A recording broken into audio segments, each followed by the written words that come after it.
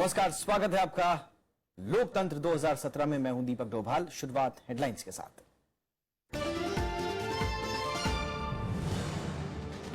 Budget में चुनावी राज्यों के लिए नहीं हुई योजना का ऐलान। 1 फरवरी को बजट पेश करने को चुनाव आयोग के निर्देश। विपक्षी दलों ने फैसले का स्वागत किया। पंजाब में शिरोमणि अकाली दल का घोषणा पत्र जारी।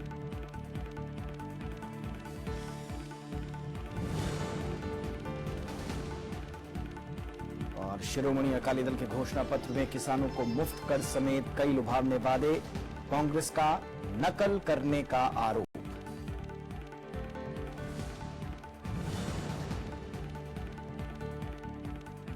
उत्तर प्रदेश में अखिलेश यादव की चुनावी रैलियां शुरू। कांग्रेस के 40 स्टार प्रचारकों में प्रियंका गांधी भी। बीजेपी की 67 उम्मीदवारों की सूची जारी।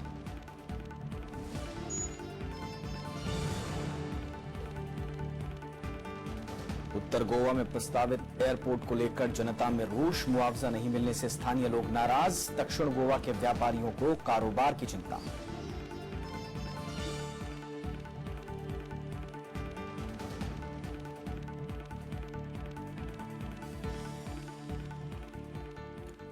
आम बजट 1 फरवरी को ही पेश होगा। चुनाव आयोग ने इसकी मंजूरी देते हुए सरकार को कुछ निर्देश दिए हैं। आयोग ने कहा है कि बजट में 5 चुनावी राज्यों के लिए किसी योजना का ऐलान नहीं किया जा सकेगा। साथ ही वित्त मंत्री के भाषण में इन राज्यों में सरकार की उपलब्धियों का जिक्र भी नहीं होना चाहिए। विपक्ष ने सरकार से आयोग के निर्देशों का सख्ती से पालन करने की मांग की है। चुनाव आयोग ने सरकार को निर्देश दिया है कि 1 फरवरी को पेश किए जाने वाले आम बजट में 5 चुनावी राज्यों के बारे में कोई विशेष घोषणा नहीं की जाए। साथ ही वित्त मंत्री के भाषण में इन राज्यों में सरकार की उपलब्धियों का जिक्र नहीं करने को कहा है। साल में जो है वो 12 महीने कहीं कोई न कोई चुनाव होते रहते हैं। बजट जो है किसी एक राज्य का या किसी एक राज्य से रिलेटेड नहीं होता। बजट जो है वो पूरे देश का होता है।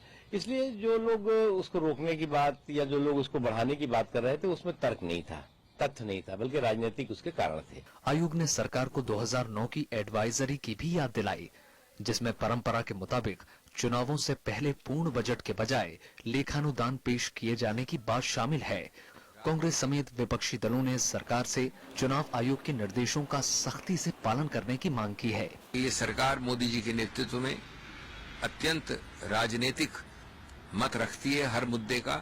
इसलिए ये और भी ज्यादा अति आवश्यक होता है कि चुनाव आयोग के आदेश को सिर्फ लिखित आदेश को ही नहीं, लेकिन उसकी स्पिरिट को भी आदर सहित आदर पूर्वक उसका पालन किया जाए। We still believe that the presentation of budget should be postponed and BJP or any party in power should not try to take unfair political advantage of the budget announcements. पूर्व चुनाव आयुक्त एस.वाई. कुरैशी और संविधान से जुड़े मामलों के जानकार भी मानते हैं कि सरकार को इन निर्देशों को मानना जरूरी है। इलेक्शन कमीशन का जो इंस्ट्रक्शन है बड़ी क्लियर है, साफ साफ उन्होंने कह दिया कि भाई 5 स्टेट में आप अपनी अचीवमेंट के गुणगान नहीं करें। गवर्नमेंट हमेशा मानती है, गवर्नमेंट इलेक्शन कमीशन की इम्पोर्टेंस, मॉडल कोड के इम्पोर्टेंस को खूब जानती है और गवर्नमेंट कभी जानबूझ के उल्लंघना करने की कोशिश नहीं करती। केंद्र सरकार ने 5 राज्यों में चुनाव के ऐलान से पहले ही 31 जनवरी से संसद का बजट सत्र बुलाने का फैसला किया था। कांग्रेस समेत 16 विपक्षी दल चुनाव के मद्देनजर 1 फरवरी को आम बजट पेश किए जाने का विरोध कर रहे थे और इन मामलों में चुनाव आयोग से शिकायत की थी। इससे पहले कल सुप्रीम कोर्ट ने आम बजट टालने की जनहित याचिका खारिज कर दी थी। Bureau report, Rajya Sabha TV. Arvind Kejriwal के चुनाव आयोग को लेकर दिए बयान की दूसरी पार्टियों ने आलोचना की है। जानकारों का कहना है कि चुनाव आचार संहिता के उल्लंघन के मामले पर आयोग की चेतावनी को नजरअंदाज करना भारी पड़ सकता है। दिल्ली के मुख्यमंत्री अरविंद केजरीवाल के चुनाव आयोग पर दिए विवादित बयान की विपक्षी दलों ने निंदा की है और चुनाव आयोग की विश्वसनीयता पर सवाल उठाने पर केजरीवाल की आलोचना की है। अगर आपत्ति की है इलेक्शन कमीशन में तो सही आपत्ति की है। अरविंद केजरीवाल को संवैधानिक संस्थानों से, संगठनों से इस तरह का बर्ताव करने से बचना चाहिए। जो लोग खुद करप्शन को बढ़ावा दे रहे हैं, स्वाभाविक रूप से उनको हर जगह इस प्रकार की बात नजर आती है और ये एक धिक्कार का विषय है कि इलेक्शन कमीशन जैसे स्वायत्त बॉडी को, इलेक्शन कमीशन जिसकी इंटीग्रिटी पूरे विश्व में जानी जाती है, उसको आप इस प्रकार एक राजनीतिक अखाड़े पे उतार रहे हो। जानकारों का मानना है कि इस मामले में आयोग की चेतावनी को नजरअंदाज करने पर केजरीवाल और उनकी पार्टी पर कड़ी कार्रवाई हो सकती है। अगर आप ये बराबर इसका उल्लंघन करते रहेंगे मॉडल कोड ऑफ कंडक्ट का, तो आपका पार्टी सिंबल वो फ्रीज कर सकता है, यानी कि वापस ले लेगा जो सिंबल दिया पार्टी का। कुछ केसेस में ऐसा भी हुआ है कि प्रतिबंध भी लगाया है। इलेक्शन कमीशन भी चुप रहने वाला तो नहीं है। इलेक्शन कमीशन के पास इलेक्शन के दौरान तो बहुत पावर्स हैं। अगर इलेक्शन कमीशन उस जवाबी कार्रवाई में आ जाए तो दुखी कर देगा। इसलिए इस किस्म की कन्फ्रंटेशन की स्टेज आने नहीं देनी चाहिए। गोवा और पंजाब की रैलियों में अरविंद केजरीवाल ने कहा था कि दूसरी पार्टियों से पैसे ले लो, लेकिन वोट आम आदमी पार्टी को ही देना। इस पर चुनाव आयोग ने उन्हें नोटिस जारी कर कड़ी कार्रवाई की चेतावनी दी थी। जवाब में अरविंद केजरीवाल ने माफी मांगने की जगह चुनाव आयोग पर लोगों को रिश्वत लेने के लिए उकसाने का आरोप लगाया था। प्रणब गोस्वामी, राज्यसभा टीवी। और अब बात पंजाब की।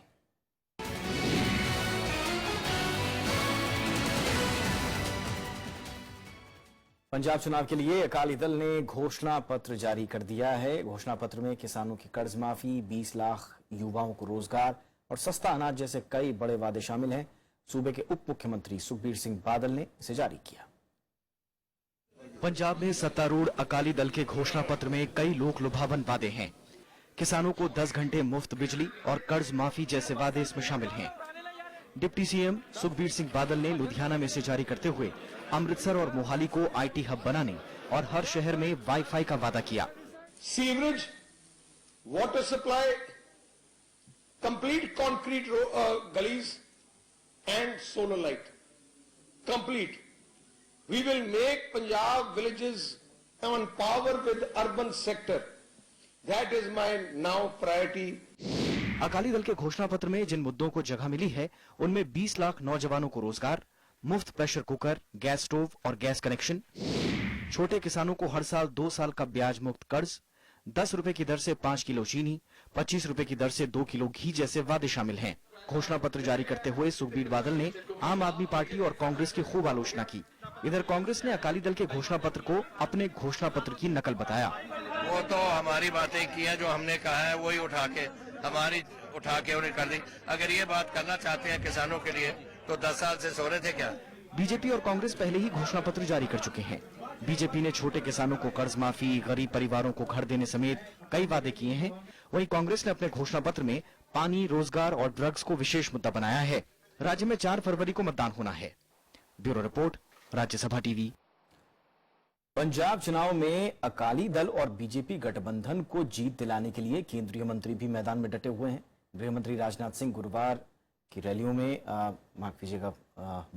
रैलियों में केंद्र और पंजाब सरकार की उपलब्धियों के नाम पर उन्होंने जनता से वोट मांगे। पंजाब के अबोहर में बीजेपी कार्यकर्ता सुबह से उत्साहित थे। गृह मंत्री राजनाथ सिंह को सुनने के लिए दूर दूर से कार्यकर्ता इकट्ठा हुए।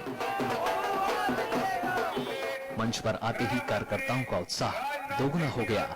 कार्यकर्ता स्वागत कर रहे हैं। राजनाथ सिंह ने अपने संबोधन में केंद्र सरकार की उपलब्धियां गिनाई। उन्होंने कहा कि केंद्र सरकार के 2.5 साल के कार्यकाल में भ्रष्टाचार का एक भी मामला सामने नहीं आया। केंद्र में आपने बहुत सारी सरकारें देखी होंगी, कांग्रेस की सरकारें देखी होंगी, लाखों करोड़ रुपए के भ्रष्टाचार होते थे। 2.5 वर्षों का समय हो गया, कोई भी व्यक्ति उंगली उठाकर नहीं कह सकता है कि हमारी दिल्ली की सरकार के ऊपर एक भी भ्रष्टाचार का आरोप लगा हुआ। इसके बाद राजनाथ सिंह फजिल्का पहुंचे। यहां भी उन्होंने संबोधन में राज्य की बीजेपी अकाली दल सरकार की उपलब्धियां गिनाई, लेकिन विरोधियों की आलोचना से नहीं चूके। देश के किसी राज्य में किसानों को मुफ्त बिजली नहीं मुहैया कराई जाती, यदि मुफ्त बिजली मुहैया कराई जाती है तो केवल हिंदुस्तान के एक राज्य पंजाब में मुहैया कराई जाती है। भाई शिरोमणि अकाली दल भाजपा की सरकार ने यह गलत किया, यह गलत किया, यह गलत किया। मैं कोई दावा नहीं करना चाहता, लेकिन इस सच्चाई को मैं समझता हूं। पंजाब में बीजेपी के लिए प्रधानमंत्री नरेंद्र मोदी, गृह मंत्री राजनाथ सिंह, वित्त मंत्री अरुण जेटली समेत बीजेपी के कई बड़े नेता स्टार प्रचारकों में शामिल हैं। Bureau report, Rajya Sabha TV. चुनाव आयोग ने राज्य में पहली बार 5 विधानसभा क्षेत्रों में सर्विस वोटरों के लिए इलेक्ट्रॉनिक ट्रांसमिशन पोस्टल बैलेट के जरिए मतदान करवाने का फैसला किया है। इनमें आत्मनगर, लुधियाना पूर्वी, लुधियाना उत्तरी और जालंधर पश्चिमी आरक्षित सीट शामिल हैं। रिटर्निंग अधिकारियों और जिला चुनाव अधिकारियों को इसके लिए स्पेशल ट्रेनिंग भी दी गई है। चुनाव आयोग ने देश के तमाम हिस्सों में सेवारत सैन्य कर्मियों और उनकी पत्नियों की सुविधा के लिए पहली बार ऑनलाइन वोट भेजने की सुविधा भी शुरू की है। पहली बार हिस्ट्री में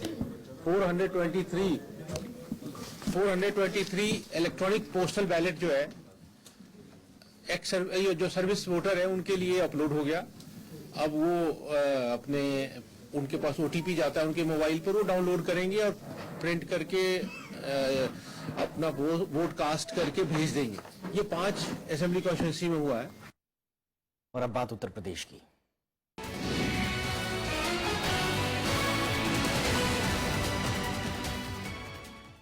उत्तर प्रदेश के मुख्यमंत्री अखिलेश यादव ने मंगलवार को सुल्तानपुर में 2 चुनावी रैलियां की।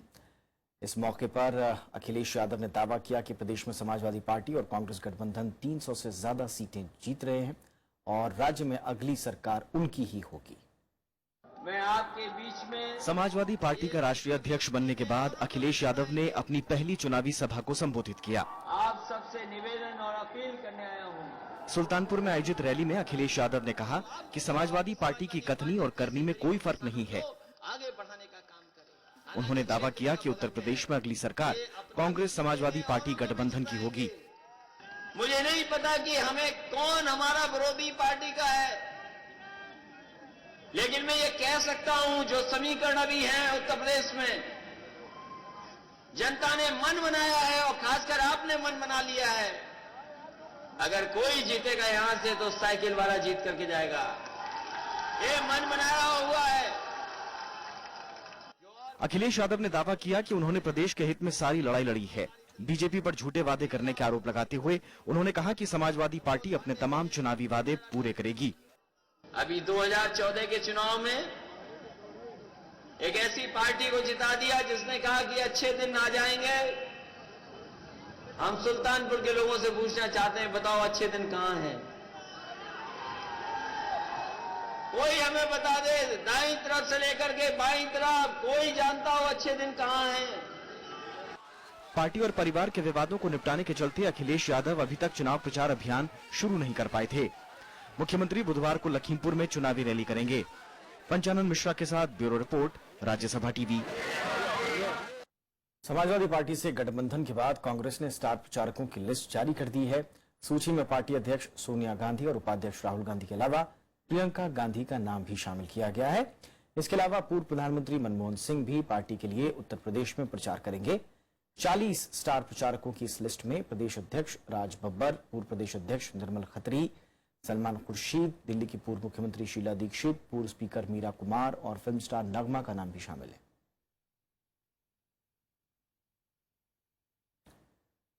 बीजेपी प्रदेश अध्यक्ष केशव प्रसाद मौर्य ने कहा है कि उनकी पार्टी प्रदेश की कानून व्यवस्था और मोदी सरकार के विकास को चुनावी मुद्दा बनाएगी।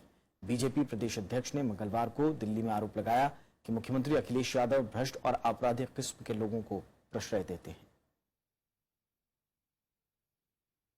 हम 300 से ज्यादा सीटें जीतेंगे, भाजपा सरकार बनाएगी, गुंडा राज खत्म करेगी, कानून का शासन स्थापित करेगी, जातिवाद की गंदी राजनीति से उत्तर प्रदेश को, भ्रष्टाचार की गंदी राजनीति से उत्तर प्रदेश को बाहर लाएगी। केंद्रीय गृह मंत्री राजनाथ सिंह के बेटे पंकज सिंह ने मंगलवार को नोएडा विधानसभा सीट से अपना नामांकन पत्र दाखिल कर दिया। इस मौके पर उन्होंने राज्य में बीजेपी की जीत का दावा किया। पंकज सिंह ने परिवारवाद के आरोपों को नकारते हुए कहा कि वो और उनके पिता राजनीति पर बात नहीं करते। नोएडा के साथ साथ उत्तर प्रदेश में 300 सीटें हम सब लोग लेकर आएंगे और भारतीय जनता पार्टी की सरकार बनेगी।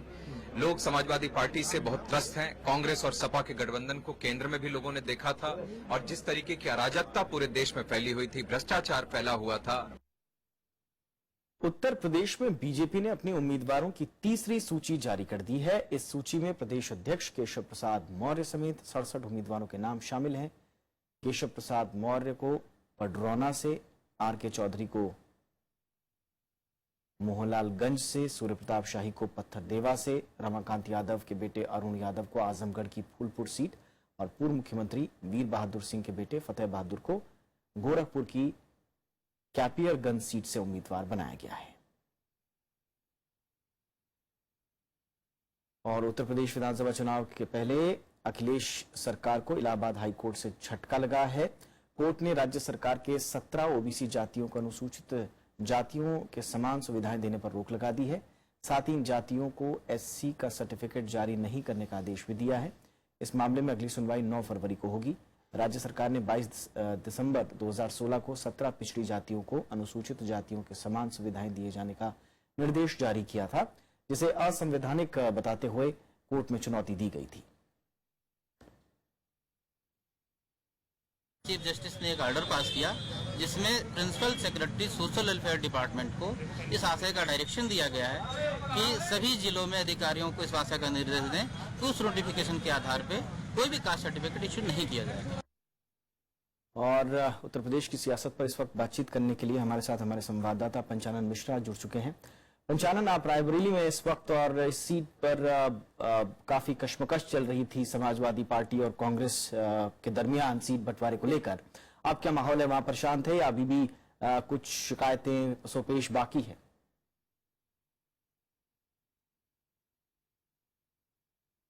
देखिए, रायबरेली परंपरागत गढ़ रहा है कांग्रेस का। कांग्रेस का ये हमेशा से डिमांड रही है कि इस निगोशिएशन से पहले जो गठबंधन बना है उसके पहले की सारी सीटें उनको मिलनी चाहिए, लेकिन समीकरण कुछ ऐसा है पिछले विधानसभा चुनाव का कि 4 सीटें यहाँ पर समाजवादी पार्टी के पास है और 1 इंडिपेंडेंट के पास है। तो कुल मिलाकर फिर जो सहमति बनी है उसमें अब 3 में समाजवादी पार्टी ने अपने उम्मीदवार पहले ही खड़े कर दिए थे। अब सिर्फ 2 सीटें बची हैं यहाँ पर कांग्रेस के पास, यानी कहना होगा कांग्रेस को 2 सीटों से संतोष करना होगा। और यही हाल अमेठी में भी हुआ है। अमेठी में 2 सीटें समाजवादी पार्टी ने अपने पास रखी है और 3 कांग्रेस को दी है, यानी कि अमेठी और रायबरेली में 50-50 का मामला दोनों तरफ से हुआ है।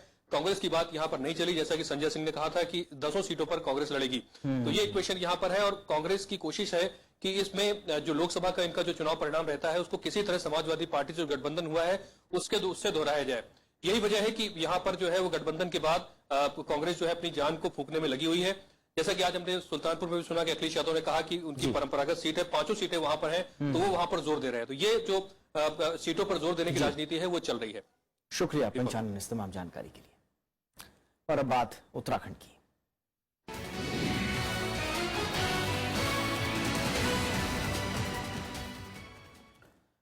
उत्तराखंड के मैदानी इलाकों में अल्पसंख्यकों की तादाद खासी है। अल्पसंख्यक वोटर राज्य के कई जिलों में चुनावी नतीजों पर असर डालते हैं, इसलिए सभी दल इन वोटरों को रिझाने की कोशिश कर रहे हैं।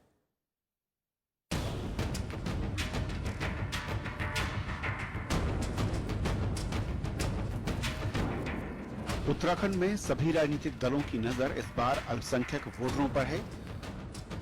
चुनावी मौसम में तमाम दल मुस्लिमों को रिझाने की कोशिश में हैं, लेकिन बड़ी घोषणाएं मतदाताओं को प्रभावित नहीं कर पा रही।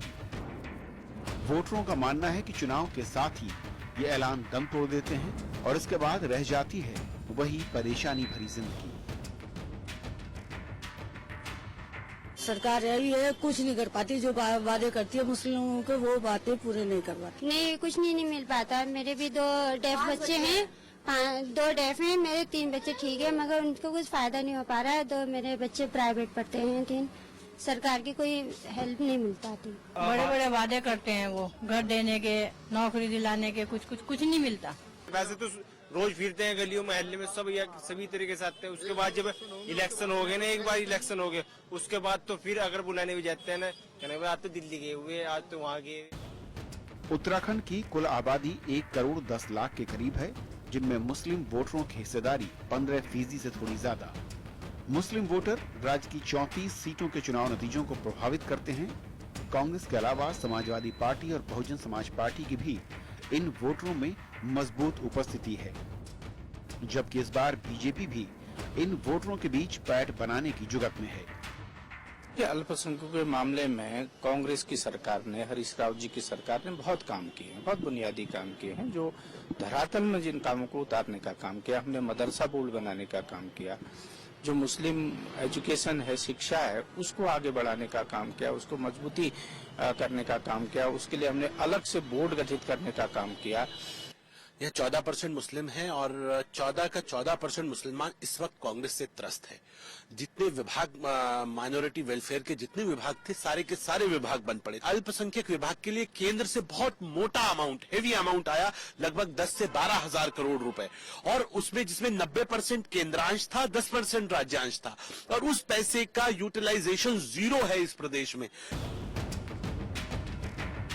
राज्य के मैदानी इलाकों में दलित मुस्लिम समीकरण कई सीटों पर चुनावी नतीजे तय करते हैं।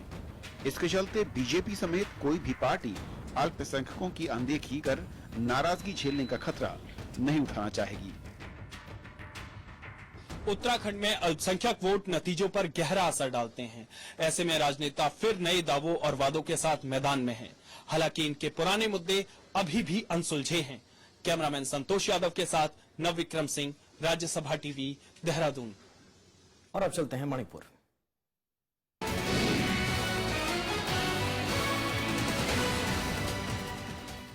मणिपुर में संयुक्त नगा काउंसिल के आर्थिक नाकेबंदी के ऐलान के बीच चुनाव आयोग के लिए बड़ी चुनौती है। चुनाव कराना आयोग के लिए बड़ी चुनौती है। ऐसे में वोटरों के लिए जागरूकता फैलाने के मकसद से चुनाव आयोग कई कार्यक्रमों का आयोजन कर रहा है। इसी कड़ी में आयोग ने फ्री एंड फेयर इलेक्शन नाम से सबसे लंबा पोस्टर बनाने की पहल की। इस कार्यक्रम में बड़ी संख्या में स्कूली बच्चों ने शिरकत की। इस लंबी कतार को देखिए, इस कतार में बच्चे हैं, विभिन्न तरह के बच्चे हैं, विभिन्न श्रेणी के बच्चे हैं, और ये पेंटिंग कंपटीशन में भाग ले रहे हैं। आइए इनसे पूछते हैं ये क्या कर रहे हैं। हेलो हेलो, क्या नाम है आपका? मेरा नाम याइफबी है, याइफबी चंदम।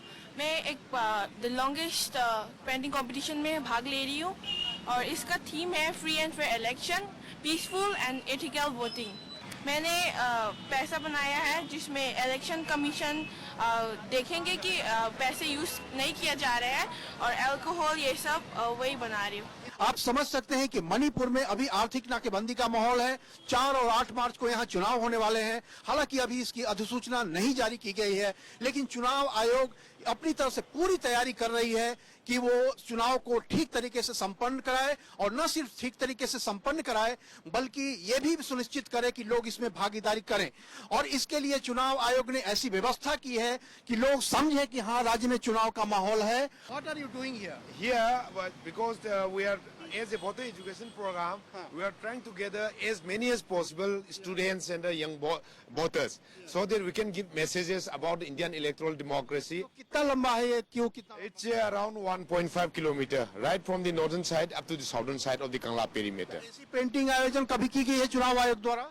I don't think it has ever been organized in any part of India, but I think it is the one of the unique painting competition organized in the state of Manipur. क्या आपको लगता है आर्थिक नाकेबंदी में जो लोग भाग ले रहे हैं उन पर भी असर पड़ेगा इसमें? हाँ, I think so. Actually, we will be able to convince these people to participate in the election. तो चुनाव आयोग और राज्य मशीनरी का प्रयास यही है कि जो लोग आर्थिक नाकेबंदी से प्रभावित हैं या जो लोग आर्थिक नाकेबंदी को कर रहे हैं, वे इस तरह का माहौल बनाएं ताकि चुनाव हो, और चुनाव के माध्यम से जो नई सरकार बने वही सारी समस्याओं को दूर करे। राज्यसभा टेलीविजन के लिए कैमरा पर्सन सुधांशु के साथ मणिपुर के इम्फाल से अखिलेश सुमन। और अब बात गोवा की।